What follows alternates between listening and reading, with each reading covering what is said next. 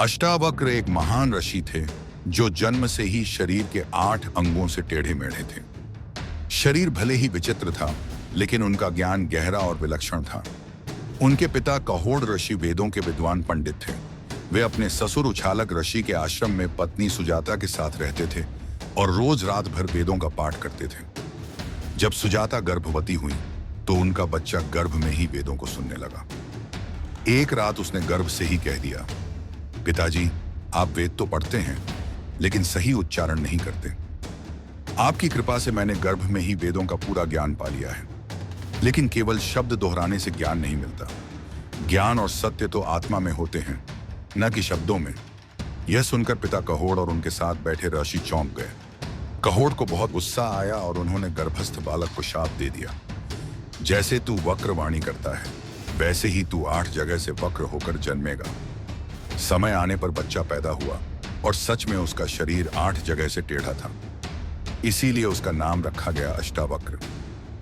अष्टावक्र के जन्म से पहले ही उनके पिता ऋषि कहोड़ धन की जरूरत के कारण राजा जनक की सभा में शास्त्रार्थ करने चले गए। वहां एक बड़ा आयोजन हुआ था। राजमहल के सामने हजारों गायें, जिनके सींगों पर सोना चढ़ा था और गले में हीरे जवाहरात लटक रहे थे। घोषणा थी कि जो विद्वान वाद विवाद में विजयी होगा वही इन गायों को ले जाएगा और हारने वाले को मृत्यु भी दी जा सकती थी। कहोड़ ऋषि का मुकाबला राज्य के महापंडित वंदिन से हुआ, लेकिन दुर्भाग्य से कहोड़ शास्त्रार्थ में हार गए और नियम के अनुसार वंदिन ने उन्हें जल में डुबोकर मरवा दिया। कई दिन बीत गए लेकिन कहोड़ वापस नहीं लौटे।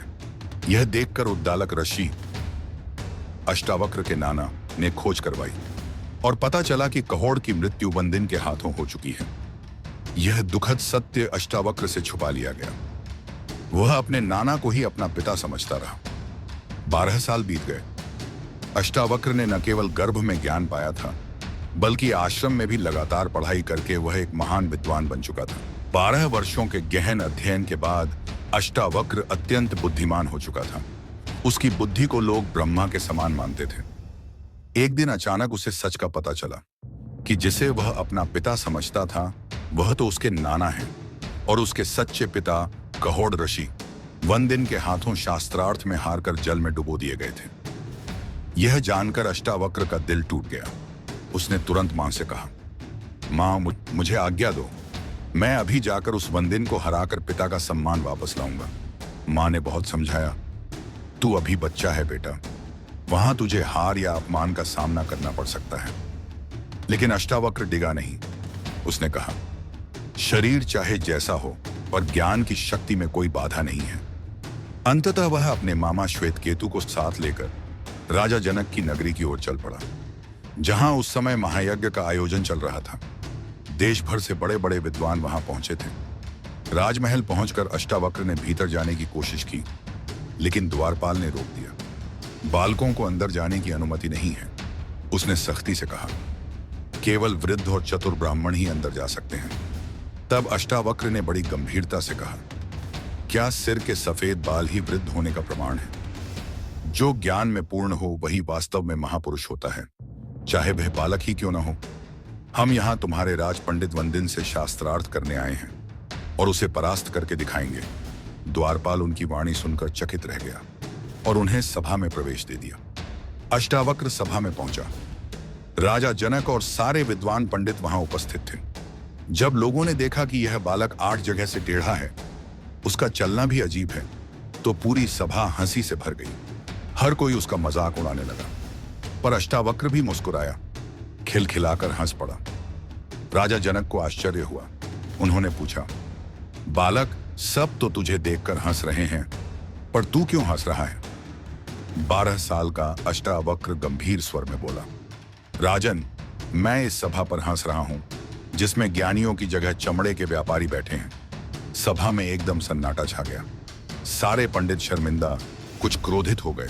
राजा जनक ने फिर पूछा, धृष्ट बालक, तू कहना क्या चाहता है?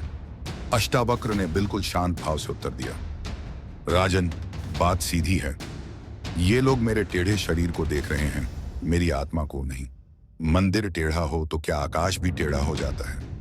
घड़ा फूट जाए तो क्या पानी भी फूट जाता है? नहीं ना। मैं शरीर नहीं हूं, मैं आत्मा हूं। कृपा करके मेरी आत्मा को देखिए, न कि मेरी देह को। उसके ज्ञान से भरे शब्दों ने सभा के सारे विद्वानों को हिलाकर रख दिया। वे चुप हो गए, लज्जित हो गए और अपने अहंकार पर पछताने लगे। अष्टावक्र ने सीधे राजा जनक की ओर देखा और कहा, हे राजन, अब मैं उस पंडित वंदिन से मिलना चाहता हूं जो आपकी सभा में सबसे बड़ा माना जाता है और जिसने मेरे पिता को हराकर डुबो दिया था। मैं उससे अद्वैत ब्रह्मज्ञान पर शास्त्रार्थ करने आया हूं।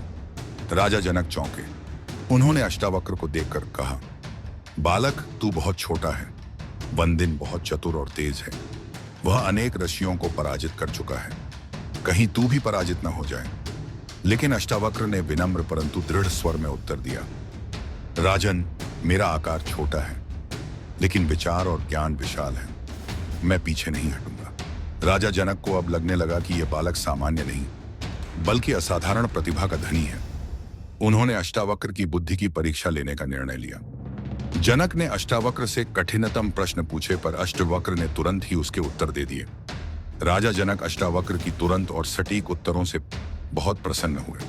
वह बोले, हे ब्राह्मण पुत्र, तुम्हारा शरीर भले ही बालक का हो पर ज्ञान में तुम निश्चित ही वृद्धों से बढ़कर हो।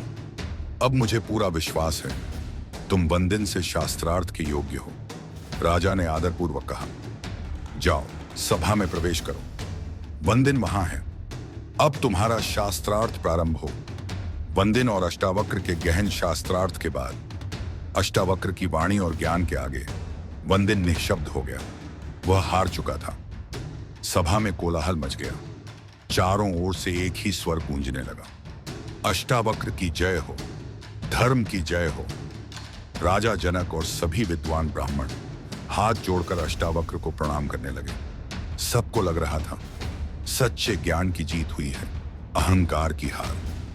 वंदिन की हार के बाद अष्टावक्र ने सभा में कहा था, इसने जैसे मेरे पिता और अन्य ब्राह्मणों को जल में डुबोया वैसे ही इसे भी डुबो दिया जाए। सभा चुप थी पर राजा जनक भी मौन थे। अष्टावक्र को यह चुप्पी अपमान जैसी लगी। वह बोला, राजन, आप आज्ञा क्यों नहीं देते? चुप रहना क्या अन्याय को मौन समर्थन नहीं है? राजा जनक ने विनम्र स्वर में उत्तर दिया, हे ब्राह्मण पुत्र, आप तो साक्षात ब्रह्मा के समान हैं।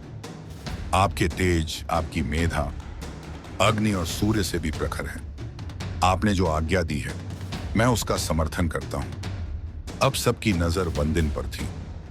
वंदिन शांत स्वर में बोला, मैं यह दंड स्वीकार करता हूं क्योंकि इससे मुझे मेरे पिता देवता वरुण के दर्शन होंगे। यह मेरे लिए वरदान होगा। फिर वह अष्टावक्र की ओर मुड़ा और बोला, हे ऋषि अष्टावक्र, आप ज्ञान के सूर्य हैं और आपके तेज से अज्ञान का अंधकार दूर हो चुका है। मैं जाते जाते आपको एक वरदान देता हूं कि अभी इसी क्षण आप अपने पिता ऋषि कहोड़ को फिर से जीवित अवस्था में देखेंगे और उनके साथ अन्य सभी ब्राह्मण भी जल से बाहर आ जाएंगे। और उसी क्षण सबके सामने जल से एक अद्भुत दृश्य प्रकट हुआ। ऋषि कहोड़ और अन्य ब्राह्मण जल से साक्षात बाहर निकल आए। सभी ब्राह्मणों ने राजा जनक और अष्टावक्र को प्रणाम किया। राजा जनक ने उन्हें बहुमूल्य वस्त्र, आभूषण और सम्मान देकर विदा किया। अष्टावक्र की तेजस्वी वाणी, गहराई से भरे उत्तर और पिता के पुनर्जीवन ने राजा जनक को अंदर तक झकझोर दिया। अब वो केवल एक सम्राट नहीं थे बल्कि एक जिज्ञासु शिष्य बन चुके थे। अगली सुबह जब राजा जनक महल से बाहर निकले तो उन्होंने मार्ग में अष्टावक्र को देखा। घोड़े से उतरकर राजा जनक ने साष्टांग प्रणाम किया और कहा, महामुनि, कृपया मुझे वह ज्ञान दीजिए जो मृत्यु से परे है, जो आत्मा को जानने वाला है, जो जन्म और मरण के बंधनों से मुक्ति दिलाता है। राजमहल को विशेष रूप से सजाया गया। अष्टावक्र के लिए उच्च सिंहासन लगाया गया। 12 वर्ष का वह बालक अब गुरु की आसंदी पर बैठा था। जनक ने हाथ जोड़कर कहा, हे ऋषिवर, आत्मा क्या है? यह बंधन क्या है? मुक्ति क्या है? तब अष्टावक्र ने कहा, राजन, जब तक तुम स्वयं को शरीर मानते हो तुम संसार में बंधे हो, लेकिन जब तुम जान लेते हो कि मैं केवल साक्षी हूं, न करता न भोगता, तभी मुक्ति का द्वार खुलता है। आत्मा शुद्ध, शांत, अचल, अजर और अमर है। वह कहीं जाती नहीं, आती नहीं, वह बस है। यह संवाद केवल एक दिन नहीं चला। राजा जनक प्रश्न करते गए और अष्टावक्र उत्तरों में ज्ञान की गंगा बहाते गए। इन गूढ़ प्रश्नों और उत्तरों से एक महान ग्रंथ की रचना हुई, जिसे आज हम अष्टावक्र गीता या अष्टावक्र संहिता के नाम से जानते हैं। ऐसी ही कथा के लिए हमारे वीडियो को लाइक करें, चैनल को सब्सक्राइब करें